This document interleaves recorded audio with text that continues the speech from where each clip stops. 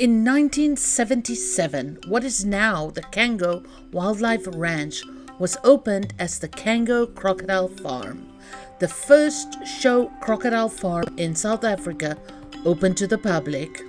It was, as the name suggests, focused on breeding and selling crocodiles, with some tourists as an extra income.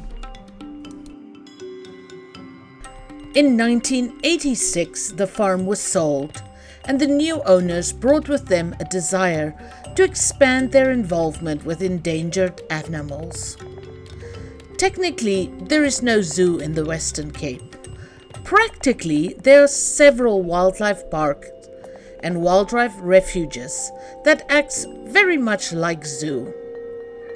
Many of these started out because of concerned citizens being willing to take on the responsibility of looking after and often rehabilitating animals that come to them for various reasons. The Cango Wildlife Ranch regularly takes in injured animals, and as much as possible, they try to rehabilitate them to be released back into the wild. But sometimes these injuries make it impossible. You can see that a lot of the wildlife are hurt. Some are missing limbs, some have trouble moving around. If you did not know any better, you might assume it's because the animals are treated badly at the park. In fact, the opposite is true. Many come to the park so hurt that many people would just let them go. But the park is willing to put in the time and effort, and yes, the money, to try their best to save them, and then to take on the lifelong responsibility for them, since they will never be able to be released in the wild again. Some other animals are here because they are part of captive breeding programs. Most captive bred animals can also not be released into the wild.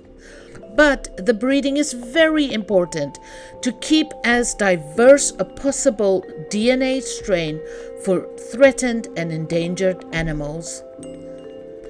There are many animals, including the cheetahs and the pygmy hippos, that are part of the breeding programs. Cango Wildlife Park offers guided tours that will walk you through the displays and tell you all about all of the animals. But you're also welcome to just explore by yourself. We did both, taking the tour but also spending some time just exploring. The group tour is set up as a bit of an adventure. You enter through the gates and doors to take you into the indoor area, all Indiana Jones. They have some fish and then some bats hanging upside down and having their daytime naps.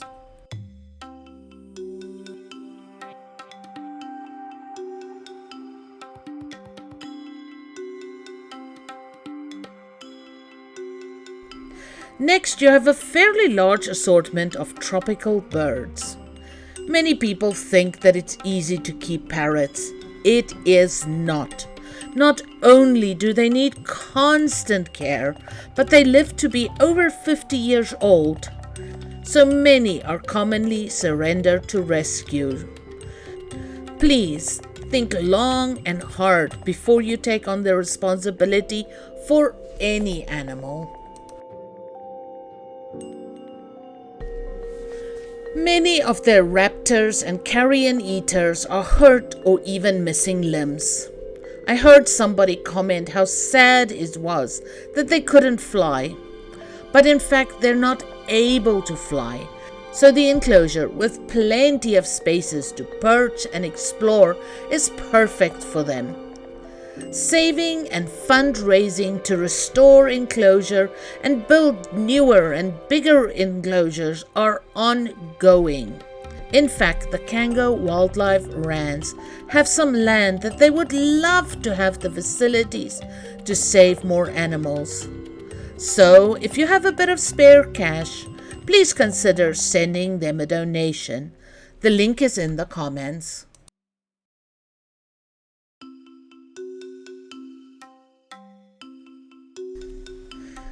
It's always fun to spend some time with the lemurs.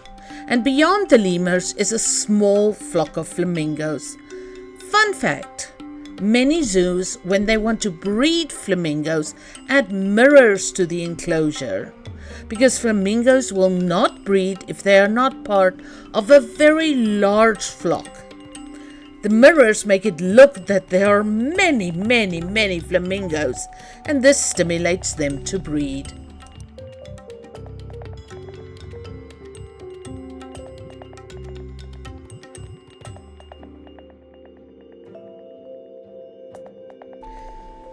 Beyond the flamingo, there's a little bridge where they play a little trick on the tourist.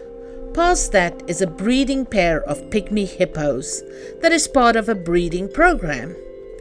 No baby pygmy hippos while we were there, but considering the success of baby hippos here on YouTube, I hope they have a social media set up, since that can be a very nice little extra income. But YouTube and social media is hard work. So if you have not done so yet, please leave me a like and consider subscribing to my channel.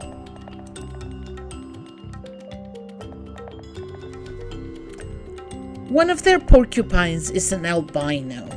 Albinos have a much smaller chance of surviving in the wild because it's more difficult for them to hide. And they look strange.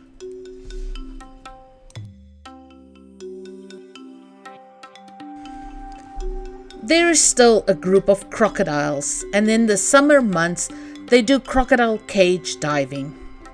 All of these crocodiles are captive bred and fairly used to humans.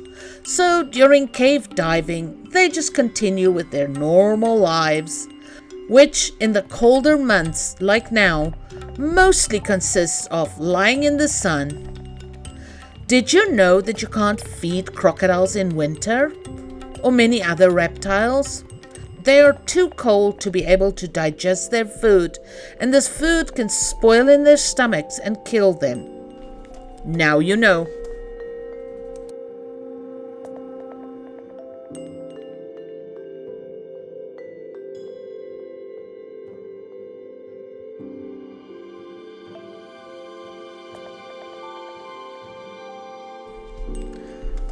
Finally, we visited the big cats, a breeding pair of cheetahs, a roy cat, a leopard up a tree, and some lions. My boyfriend did the baby cheetah experience and he loved it. These little ones are on their way to go breed somewhere else soon. Many years ago, I volunteered at a cheetah sanctuary, so they are very dear to my heart. Not only are they extensively bred in captivity, but they also try to keep them geographically diverse, since they are not very genetically diverse. So an illness that kills one of them can likely kill them all. I am happy to report that captive bred cheetahs have been successfully introduced in the wild in more than one place. So if you feel sad for the cheetahs living in a cage, know that because of cheetahs just like them and the breeding programs that exist, there are now more cheetahs and some of them are being introduced into the wild.